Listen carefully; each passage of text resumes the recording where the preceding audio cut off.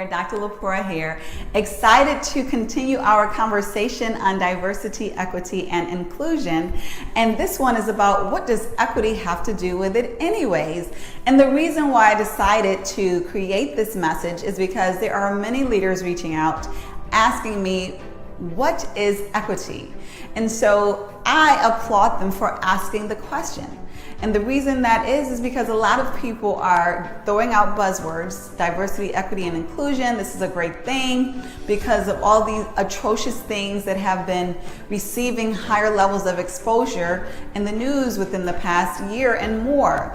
And to me, it's very important to understand the difference of these concepts. Why is it important? Because it requires different tools, different steps in order to reach them as goals. And first and foremost, it requires an appreciation of these three elements individually, respectively, because they are different elements in order to make a difference.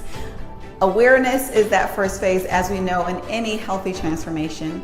And appreciation is that second phase. So if people are not aware regarding what it is, they cannot appreciate it. And if they can't appreciate it, well, they really can't do anything about it in an intentional way.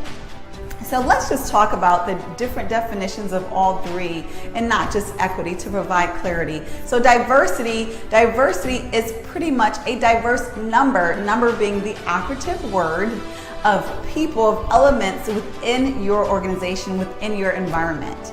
So diversity is purely talking about numbers. So whether you have, for example, 10% African American or 20% Indian or 5% Native American or whatever diverse category you want to use, we're talking about numbers when we're talking about diversity. So when you're talking about increasing diversity within your organization, you're talking about increasing the variety numerically of these respective represented groups. And sometimes within diversity, of course, organizations want to specifically target certain groups in order to expand that number within the organization. Why do they do that? For various reasons. For one, because it may more so reflect their customer base. It may be the area of representation that is specifically lacking within their organization. However, essentially and fundamentally, diversity means those numbers that are represented within your organization of these variety of categories that are represented from the majority as well as those of the minority. Now let's get into inclusion, because inclusion is probably a more commonly understood definition as well, similar to diversity. Now inclusion is talking about being inclusive within your organization. So when we hear inclusion now, what we are assuming is that inclusion is talking about being inclusive of everyone. And what does that mean? When you have an inclusive environment, it is a welcoming environment. It is not only a welcoming inside the door of your organization, it's a welcoming environment inside of the respective areas of your organization. So that means input into financial decision making. That means at the lunch tables, for example, it's a welcoming environment. That is when there are project teams being developed that have a large impact on a rollout of your organization. It is inclusive of all the different people within your organization. It is inclusive of ideas. So for example, if there's a discussion of decisions that are going to be made and there's a staff meeting, an inclusive environment would be inclusive of the ideas that are within that room. It would be inviting of what these different ideas may represent. So an inclusive environment is one that is warm. It's one that is connected.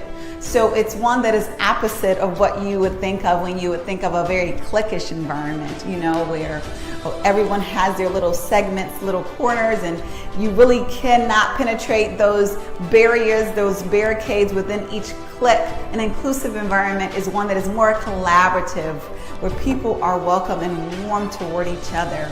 It's a very specific culture, and you know it when you see it. And it's not one that typically happens without intention, because it is one that is intentionally going to make an effort to be inclusive of all those people who are different. And it makes it counterintuitive to our instinct oftentimes to categorize ourselves. So that is the essence of what inclusion is and what it looks like. So now let's talk about equity. And when I get into equity, I want to start off by saying what it is not. And I think this is very important because equity sounds like equality, and obviously there are similarities there, but it is a very specific difference that exists. So with equality, we are talking about people being equal, obviously, people being treated equally. So for example, in kindergarten, oftentimes when we have children, we want to make sure if we give one kid a banana, the other one gets a banana. That is equality. Moving up, fast forwarding to a more adult scenario, if we have two project managers, we want to ensure that they are paid equally for doing the same work. That is dealing with equality, a very important component, a very important concept and component of equity. Equity is taking it another step. What equity is saying specifically is that in order for us to ensure equality within our environment, we have to make equitable efforts. So what does that mean? That means if we have an organization, and I'm just using this randomly, not that it's a common scenario at all, but if we have an organization that, say for example, on the leadership board, it's 97% European American or white or whatever word you want to use, and it's 3% other, well, what we would want to say with that regard is, how do we make a more equitable environment on that leadership board? Well, one might say, well, let's just simply be fair in our promotions, in our succession planning, and treat everyone equally, and then they will rise in a distributed way to the top. Well, those who are proponents of an equitable environment would say they will never be able to be equal if you are not making equitable efforts. And so that basically means supporting these underrepresented groups, these diverse groups, some call it minority groups, in a very specific way, giving even extra attention and effort in order to help them become equal. So it's not equal treatment, it is equitable treatment. It's basically extra attention, extra effort for those targeted underrepresented groups in order to create, ultimately, hopefully, an equal scenario, an equal situation. Because those organizations and individuals of that thought realize that it is going to be very hard to systemically change a cycle of where 97% of the leadership or of the organizational body is of one category. And in order to expedite that, or to even make it realistic, they put into place efforts that increase equity, that make it more equitable. What can those efforts look like? How can they manifest? Well, they can look like sponsorship programs where there are specific executive sponsors who are assigned to specific underrepresented groups.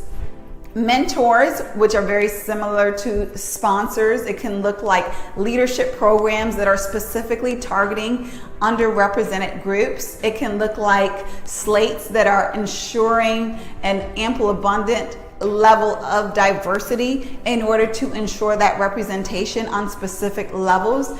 But what it definitely is it's very intentional, and it is an effort, the opposite of equal, in order to get the outcome of equal, or something that makes more sense, that is more evenly distributed with regard to whatever your population and or goals are. I hope this helps. If you have any questions, feel free to reach out, because I love to discuss this, and please do share it with anyone who you believe would benefit from this information. And of course, have a wonderful day.